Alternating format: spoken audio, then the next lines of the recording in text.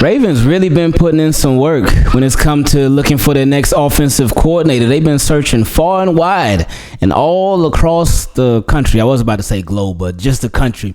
And we'll see what the final results end up being. But what are some characteristics and some features that the Ravens should be looking for when it comes to the next offensive coordinator that they bring in? We're going to talk about that in just a couple of seconds. But first, got to give a special shout out to the newest Team Keep It Clean patrons, my guy Chris and my guy Rocky. And in a couple of minutes, too, we're going to actually have a question from Rocky. So it's always nice when somebody becomes a Team Keep It Clean patron, which we appreciate. And then they say, you know what, I'm sending in a question, too. So we'll get to Rocky's question in a couple of minutes. But first, a question came from my guy Dominic. He said, what's up, Ingraven? What's up, Dominic?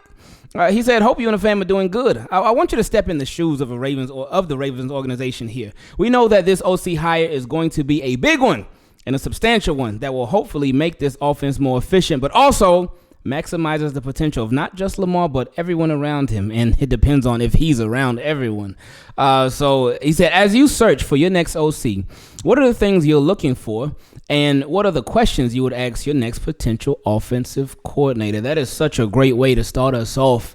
What am I looking for? I'm looking for somebody who's got goals, bigger goals than just wanting to be the next offensive coordinator for the Baltimore Ravens. It's like, hey, I appreciate you stopping here. I appreciate you being here, but I don't want this to be a last stop. I don't want this to be a last stop because, in my opinion, if you see this job as this is it, I'm just going to be an offensive coordinator, then I'm going to be a little worried that you may coach that way too. And what I mean when I say that is you may just be coaching to be offensive coordinator, but not coaching to show like, hey, I could be a head coach, not coaching to move up, but just coaching to stand pat. And I don't want that. I wouldn't want that.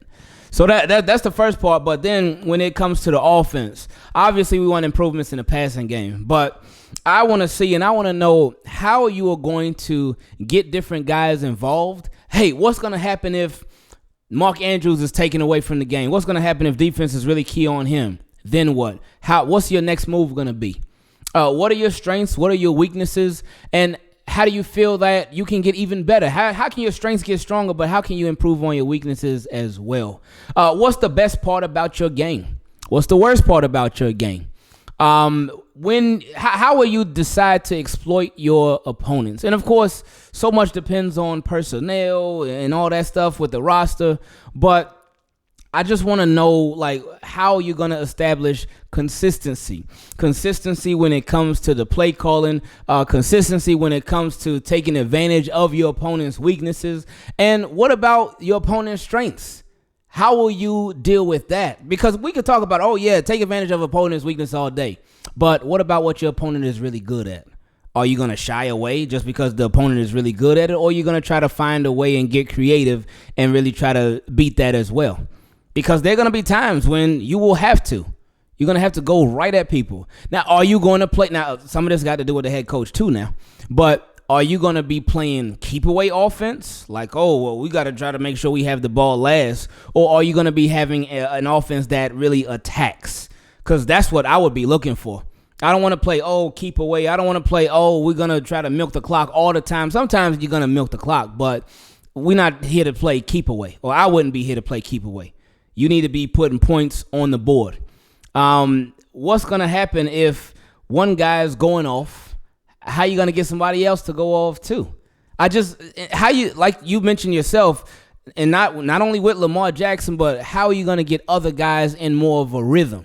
How are you going to build that consistency? That's the biggest thing that I would be looking for would be positive consistency, because we done seen a lot of negative consistency, but positive consistency. In the next offensive coordinator. The passing game, it ain't like the Ravens they ain't gotta rip up everything and throw it all away. They ain't gotta do that. But how can you build off of what we already have? How can you build off of what we already do well as far as running the ball? But how can you take that and multiply it by 10? Not just running the ball, but the offense as a whole. Because the passing game obviously needs a lot of work. How do you plan on teaching the offensive players? What's going to be your style of teaching when it comes to that? How are you gonna treat them when they do good in your offense in practice and stuff? How are you going to respond to them when they don't do so good, when they don't do so well? Are you going to be more kind of easy going like, oh, yeah, it's okay, you'll get it next time? Or are you going to be like, hey, no, that's terrible mistake, fix it now? Which one is it going to be? Because all that stuff makes such a big difference. It's all the small things. It's all the small things that make the biggest difference. And how do you, hopefully it would be with him, but how do you plan on getting the most out of Lamar Jackson? How can you take him to new heights? How can you take him to somewhere where he's never been before in the NFL? Because he definitely has some high highs, but our thing now, we want to see consistency. So how can you reach that? And then we'll talk. Maybe you'll be hired. And you know just what I mean. You too, team, keep it clean. You see my boy, he like gotta made it. Well, that's my homie, ain't that right engraving? Team, keep it clean. Welcome to another episode of Questions from Subs. And let's just get straight into the next one that came from my guy, Rocky.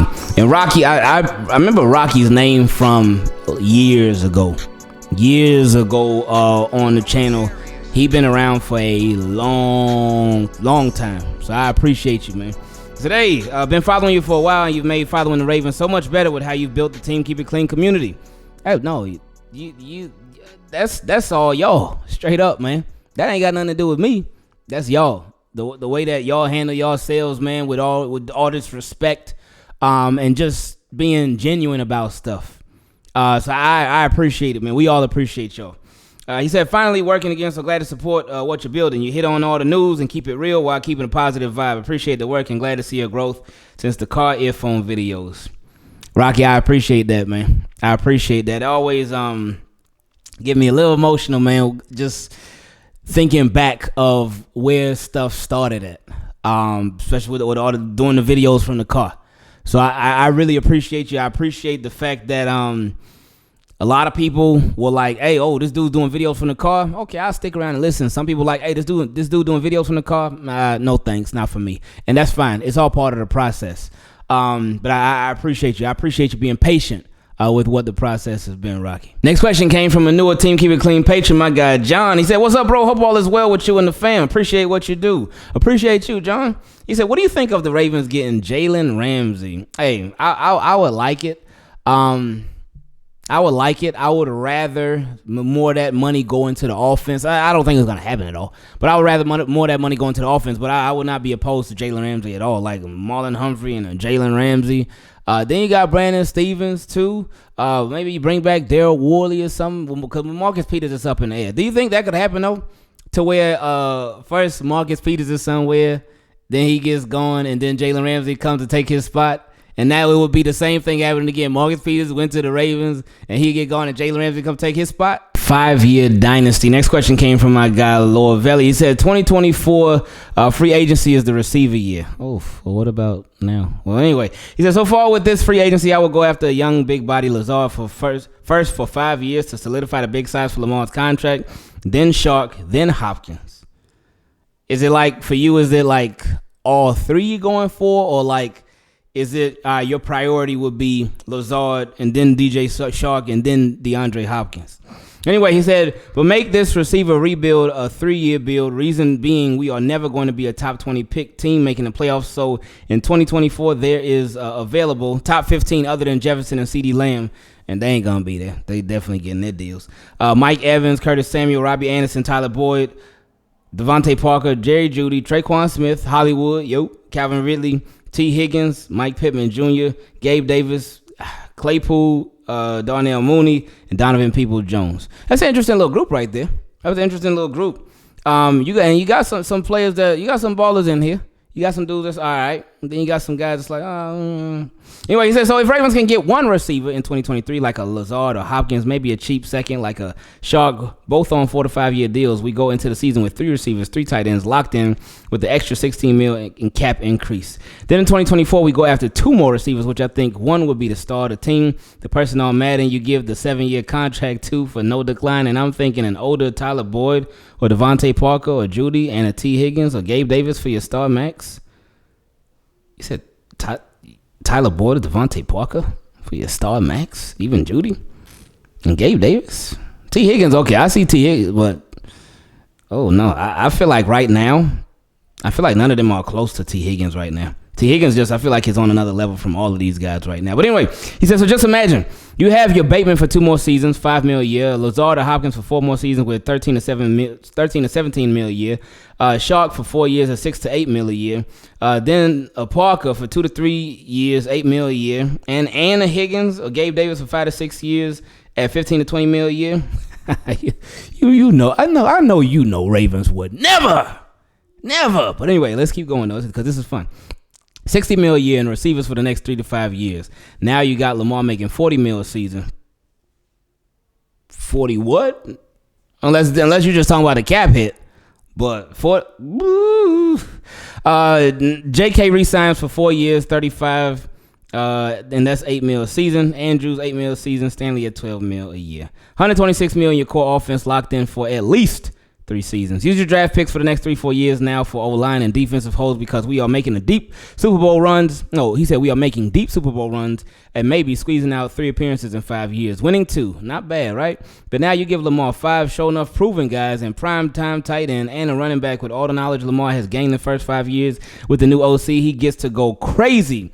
Getting to 2 more MVPs and potentially breaking his rushing record again because now with more proverbial receivers on the field, there's no linebackers on the field, meaning potential coverage sacks turn into 10 to 20-yard runs. So there are 2 more MVP winning seasons and 2 Super Bowls. And if you notice, the team with the best receiver core runs the division. Steelers had AB and Sanders. They had Santonio Holmes, Hines Ward, Randall L., Plexico. Bengals had Chad, TJ Houshmandzadeh, Peter Warwick, Chad, TJ Henry, Chris Henry, yeah. AJ Green, Boyd, and then Boyd, Chase, and Higgins. Browns had Braylon Edwards and Joshua Cribbs, Odell, and Landry. But Ravens only had a Hollywood and Snead phase, Bolden, Torrey Smith, and Jacoby Jones, Smith and Bolden, Mason, and Clayton.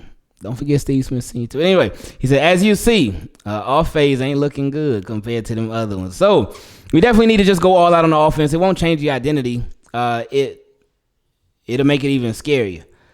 I think it would definitely change the identity. Yeah, defense. Hamilton, Williams, Roquan, Hump, Oweh, Ojabo, maybe Queen are all locks for the next 3 to 4 seasons. I don't know about that. That's 7 starters, only needing 4 more starters who can be budget players. But there's no point in having one side loaded and players scared on the other.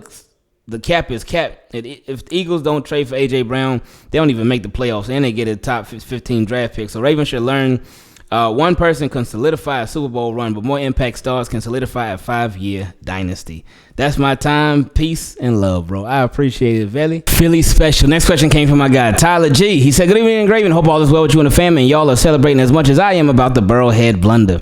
However, we're not here to talk about the AFC runner-ups or their fan base that managed to turn into public enemy number 1 league-wide. Instead, I am here to pose to you a question that is truly simple. My question is, given the recent success of Jalen Hurts and the Philadelphia Eagles, why are the Ravens seemingly denying Lamar the same treatment? Well, they already denied it.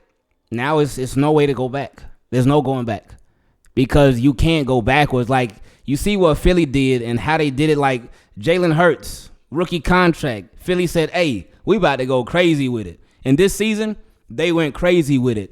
Coincidentally, this was the last season before he was eligible for a new contract. So they were like, oh, man, we got our doubts about him. We got our questions about him. So you know what? Let's just go crazy with this team because we may not get this chance again because Jalen Hurts won't ever be this cheap again. And look how it worked out. They're in a Super Bowl right now. But the Ravens, they never did it. And, well, anyway. He said, Philly season alone has proven that the ideal way to optimize your QB play and offense is to build a system that hones in on your QB's strengths and provide him with multiple weapons in the receiver room. He put multiple in all caps. I know you have talked about this multiple times before, but it leaves me puzzled as to why we are stuck in the NFL offensive schemes of the past. No one can deny Giro's run scheme, but his passing game has consistently had its flaws. The Eagles have a prolific offense that is great in the run game and has teams on the edge of their seats with the wide receiver talent they've acquired. They also happen to have an extremely talented defense that I'm sure EDC would appreciate. What are your thoughts? And if you were in EDC's shoes, how would you realistically achieve this in Baltimore? As always, your positivity keeps me motivated, and I look forward to your uploads, especially with draft season among us. And like Eli, And like Eli Apple and the Bengals. I'm out. Appreciate that, Tyler. Man, so this will probably be the last question that we do on this episode. But yeah, EDC just missed. He missed. The Ravens missed out. They missed an opportunity. And because they really neglected the offense, man. They neglected their opportunity, and because they neglected it, now things are that much harder. They are that much harder. Because you can keep Lamar. You can sign him to a deal. All right, great, cool. And it's like, all right, now what are you going to do as far as everything around him? Because he ain't making no $23 million a year no more. No. That's done. That's done. His cap hit ain't no $1 million a year, $2 million, $4 million. No, those days are long gone, my friend. They are long gone. So I just wish we could have seen, like, it would be one thing. I wish we could look back and be like, oh man, they really went in and they really, like, they gave Lamar, like, no excuses at all. They gave him all these weapons and stuff, and they gave him quality weapons. And they really brought the best out of Lamar. They really went and tried to bring the best out of, but we can't say that. We can't say it. So gotta hope for the best now. Yeah, this feels like